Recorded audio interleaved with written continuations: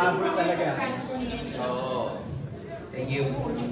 Hello, good afternoon, I'm Lucy. Question ko po is, are you also thinking of a celebrity endorser for Ascendra or for your products po?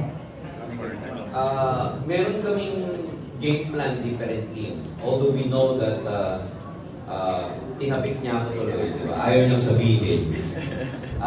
Right now, because again, it's stages. At the rate that we are going right now, we want our distributors na sila muna yung maging influencers on their own. Na sila yung mag-endorse and everything. Although of course we know yung effectivity of getting endorsers, commercial endorsers, models and everything. Hawakan lang ni artistang ganito, lalo na yung nakaraan, siya pa yung nagtimpla. Ang laki ng effect. But more importantly, we want to empower our own distributors. Kasi yung mga distributors na nandito na ngayon, they, on their own, they can become influencers din sa sarili nilang market. That in itself, they become also endorsers. So gusto muna namin silang simulan ng ganun. And eventually, probably in the future, we can talk about endorsement from other celebrity or commercial models. Something like that. In that.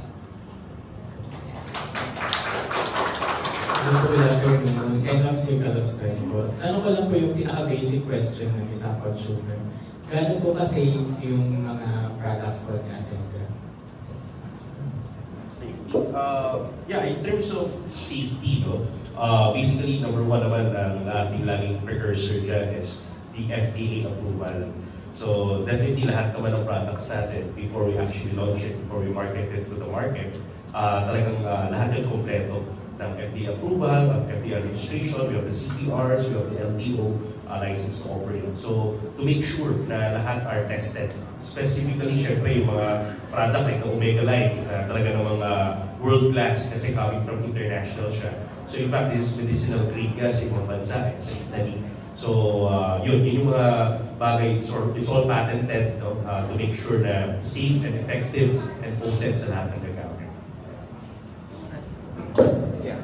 Also, it is noteworthy to mention, just a few days ago, the officers of the Food and Drug Authority came to visit us as part of their routine inspection. Yeah. And tinitingnan nila kasi, syempre, just to make sure na meron talagang safety for the consumers. So, meron tayong routine inspection, pumunta din yung FDA, and they are all satisfied and compliant tayo sa lahat ng mga requirements nila. And tinuruan pa nila tayo kung paano pa natin lalong safeguard yung mga compliance na kailangan namin gawin. And with that, we can say na talagang as far as we are concerned, after 4 months, wala tayong mga complaints. And in fact, meron na tayong testimony this coming October 26. Meron tayong product testimony ng Barley Fusion, Best Barley. And to add dun sa safety, lahat ng products, lahat ng actives na gamit namin is backed by research and scientific facts. And to add, itong Omega Life natin, meron siyang EU GMP or European Good Manufacturing Practice. Hindi lahat ng products na gawa sa Europe na bibigyan ng ganyang prestigious certification. Yeah. And we are so happy na even before ni-launch ito ng Ascendra, meron na siyang EU GMP. And now, ang ginagawa ng ating manufacturer in partnership with them para mas lalong palawakin yung safety and mas lalong palawakin yung malaman kung ano yung pinaka-effect ng ating products. We are currently doing clinical studies. Ang maganda dito, isa sa clinical studies na ginagawa ng Omega Life is nag-pool yung manufacturer ng group ng may mga cancer. And so far as now, very favorable. Lahat ng results nun, promising. So we hope to put it out once everything is final para makita talaga how effective our products are.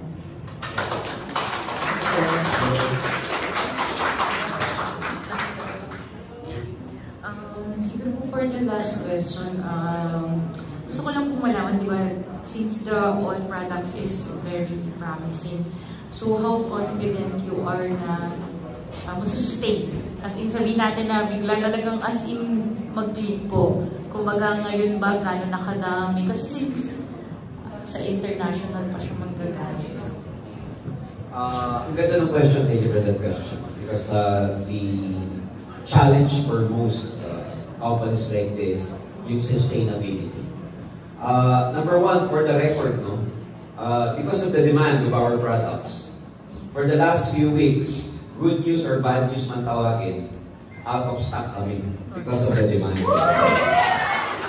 So, internally, that's not good for our distributors kasi naghahanap yung customers nila.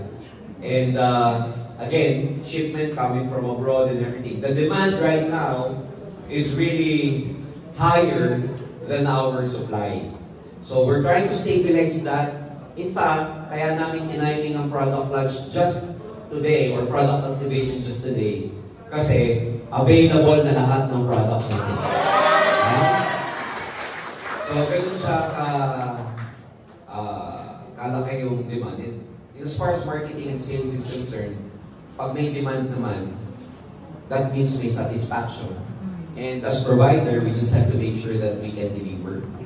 And that's why we demanded from our supplier to really give us the products on time, make sure that the quality from the beginning, kasi may mga ganong problema eh. So una lang yung quality yung product, pagka massive na yung na-produce, pumapangit na. So we make sure that, of course, kahit na gano'n nakalaki yung demand, yung MOQ tumataas and everything, we want to make sure that yung products talagang quality at ganun yung kanyang formula since the beginning. Tapos nabanggit po kanina yung affiliate marketing, tama. So, hindi lang po yung mga distributor sa kanila mabibili, parang ganun po. Yung affiliate marketing is direct po sa company or sa distributor? Just to confirm lang. Well, yung model namin, meron kasing sa distributor para makuha nila yung full benefit ng compensation plan, especially with the discount or retail profit. They need to become a part of the Ascender program. And they become a part of the Ascender program by enrolling with our package. Now, doon naman sa affiliate, these are people na, of course, they don't need to actually enroll. But once they become affiliate with us, so-called affiliate marketing, they get certain discount, hindi yung buo. So meron lang silang discount na, for example, naging affiliate sila, out of, for example, 50% na full discount supposedly, we give them 20% without actually enrolling already. Pero sila yun. And then our distributors, meron din silang benefit where they can also look for affiliates, tapos yung 50% nila, hari sila ng affiliate nila. And we have the infrastructure to do that kasi may mga link, may mga particular unique link kaming ibibigay sa distributors at may unique link din makukuha yung mga affiliate marketers. So may infrastructure tayo doon. Okay. Pwede nyo naman i-reveal yung SRP or right now, ano? Yeah, given na. No? Ito SRP, yung Omega Life 32, for 150. Yeah. Currently, the SRP for Omega Life is 3,200 pesos. So, the member's price for Ascenders is 1,600. So, meron siyang 50% na markup. Maganda-ganda yung markup niya. So, that markup actually could be divided both to the Ascender and the affiliate. So, yun yung sinasabi ni Sir Gershon. And for the best barley, Best barley natin, 900. 900 ang SRP. And then 600. And 600 ang ating member's price. And then for barley fusion, 1,150. Yeah. So, yun yung mga SRPs natin mga product. Thank you po. Okay. Thank you so much. Wala na po bang habang na tanong ating media partners? Okay na. Thank you po.